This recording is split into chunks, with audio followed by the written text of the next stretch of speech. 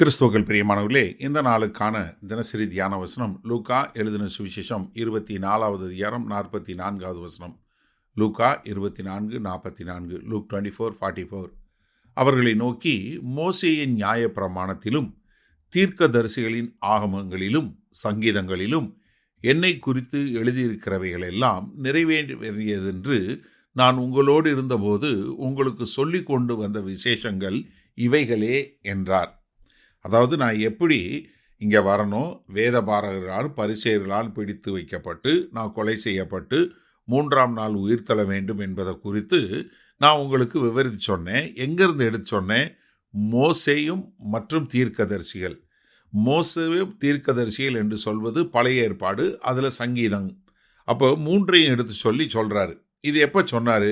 நீங்கள் இது நிறைய முறை சொல்லியிருக்காரு. மத்தேயு 16வது அதிகாரம் 21வது வசனம் சொல்லும்போது, அது முதல் இயேசு தாம் எருசலேமுக்கு போய் மூப்பராலும் பிரதான ஆசாரியராலும் வேதபாரகராலும் பல பாடுகள் பட்டு கொலையுண்டு 3ஆம் நாளில் எழுந்திருக்க வேண்டும் என்பதை தம்முடைய சீஷர்களுக்கு சொல்லத் தொடங்கினார்.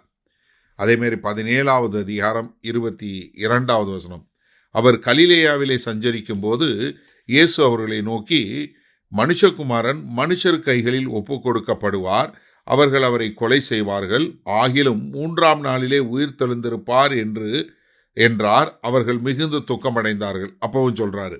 அடுத்து மத்தேயு 20வது அதிகாரம் 18வது வசனம், இதோ எருசலேமுக்கு போகிறோம். அதாவது எருசலேம் பக்கத்தில் வந்தாச்சு. மனுஷகுமாரன் பிரதான ஆசாரியரிடத்திலும் வேதபாரகரிடத்திலும் ஒப்பு கொடுக்கப்படுவார், அவர்கள் அவரை மரண ஆக்கினைக்குள்ளாக தீர்த்து அவரை பரியாசம் பண்ணவும் வாரினால் அடிக்கவும் சிலுவையில் அறையவும் புறஜாதியாரிடத்தில் ஒப்பு கொடுப்பார்கள், ஆகிலும் 3ஆம் நாளிலே அவர் உயிரோடு எழுந்திருப்பார் என்றார். நீங்கள் மார்க்கு 8வது அதிகாரம் 31வது வசனம், அல்லாமலும் மனுஷகுமாரன் பல பாடுகள் பட்டு மூப்பராலும் பிரதான ஆசாரியராலும் வேதபாரகரும் ஆகாதவன் என்று தள்ளப்பட்டு கொல்லப்பட்டு 3 நாளைக்கு பின்பு உயிர்த்தெழுந்திருக்க வேண்டியதென்று அவர்களுக்கு போதிக்க தொடங்கினார். இதை லூக்காவில் சொல்லும்போது, லூக்கா 8வது அதிகாரம் 31வது வசனத்தில் சொல்லும்போது, என்ன மோசேயும் எலியாவும் மறுரூப மலையில் தோன்றி அவங்க என்ன பேசுகிறாங்க? அவர் எருசலேமிலே நிறைவேற்ற போகிற அவருடைய மரணத்தை குறித்து பேசி கொண்டிருந்தார்கள் என்று சொல்லக்கூடிய காரியம். லூக்கா 18வது அதிகாரம் 31வது வசனத்தில், பின்பு அவர் 12 தம்மிடத்தில் வரவழைத்து, இதோ எருசலேமுக்கு போகிறோம், மனுஷகுமாரனை குறித்து தீர்க்கதரிசிகளால் எழுதப்பட்டவைகளெல்லாம் நிறைவேறும். எப்படியெனில், அவர் புறஜாதியரிடத்தில் ஒப்பு கொடுக்கப்பட்டு பரியாசமும் நிந்தையும் அடைந்து துயரப்படுவார், அவரை வாரினால் அடித்து கொலை செய்வார்கள், 3ஆம் நாளிலே அவர் உயிரோடு எழுந்திருப்பார். இதை திரும்ப திரும்ப அவர்களுக்கு சொல்லி கொடுக்குறாரு.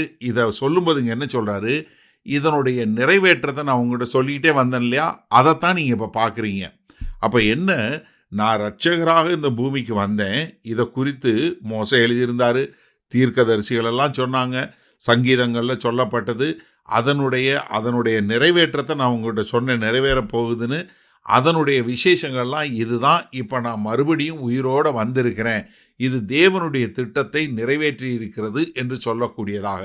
சரி, இதனால் இந்த வசனத்தை நம்ம எப்படி எடுத்துக்கொள்ள முடியும்? அதாவது, கர்த்தராகிய இயேசு கிறிஸ்து தேவனுடைய திட்டங்கள், தேவனுடைய சித்தம் என்று சொல்லக்கூடிய எல்லாவற்றையும் முழுமையாக நிறைவேற்றினார். ஒன்றை கூட விட்டுவிடலை. ஏன்னா அவர் செய்த ஒவ்வொரு காரியமும் தேவனுடைய வார்த்தை நிறைவேறும் வண்ணமாக நிறைவேற்றது. இதை யாராலையும் ஒரு மனுஷனால் நிறைவேற்றவே முடியாது. இது தேவன் ஒருவரால் தான் பண்ண முடியும். அதனால தான் அவருடைய கர்த்தராகிய இயேசு கிறிஸ்துவை குறித்து சொல்லப்பட்ட ஒவ்வொரு தீர்க்க தரிசனத்தையும் தேவன் நிறைவேற்றினார். நம்ம இன்னைக்கு என்ன பார்க்க முடியும்னா, அதாவது ஆண்டவராகிய இயேசு கிறிஸ்து வருவாருன்னு சொன்னார், வந்துட்டார், அது எல்லா தீர்க்க தரிசனம் நிறைவேற்றிட்டார். இப்போ 1ஆம் முறை வருவதை குறித்து சொல்லப்பட்ட தீர்க்க தரிசனங்களை காட்டிலும் ஏறக்குறைய 3 மடங்கு தீர்க்க தரிசனம் என்ன அவருடைய 2ஆம் வருகையை குறித்து இருக்கு. கிட்டத்தட்ட 1500 தீர்க்க தரிசனங்கள் அவருடைய 2ஆம் வருகையை பற்றி சொல்லப்பட்டிருக்கு. அப்போ 1ஆம் வருகையில் வந்து எல்லாத்தையும் நிறைவேற்றினவர் 2ஆம் வருகையில் அவர் வருவேன்னு சொன்னதை நிறைவேற்றலாம் போகுமா? முடியவே முடியாது. நிச்சயமாக நிறைவேறும். அப்போ இந்த நாளில் நம்ம எடுத்துக்கொள்ள வேண்டியது என்னென்னா, அவருடைய முதலாம் வருகையில் வேத வசனத்தில் சொல்லப்பட்டதெல்லாம் நிறைவேற்றினது அவங்களுக்கு காட்டினாரு. இதை படித்து கொண்டிருக்கிற நாம், இதை கேட்டு கொண்டிருக்கிற நமக்கு என்ன வரணும்? அவர் 2ஆம் வருகையில் வருவேன்னு சொன்னதும் நிச்சயமாக நிறைவேறும்.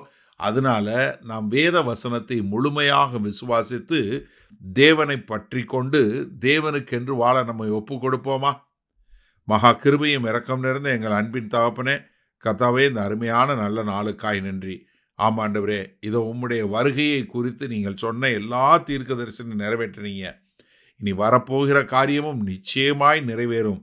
ஆகையால் நாங்கள் பூரண நிச்சயத்தோடு உம்மை மாத்திரம் பிடித்து கொண்டு வாழ எங்களை ஒப்புக் கொடுக்கிறோம். மீட்பெரும் இரட்சகருமாகிய இயேசு கிறிஸ்துவின் மூலம் பிதாவே, ஆமேன். கர்த்தர் உங்களை ஆசீர்வதிப்பாராக. நாம் இன்று மாலை மண்ணால சந்திப்போம்.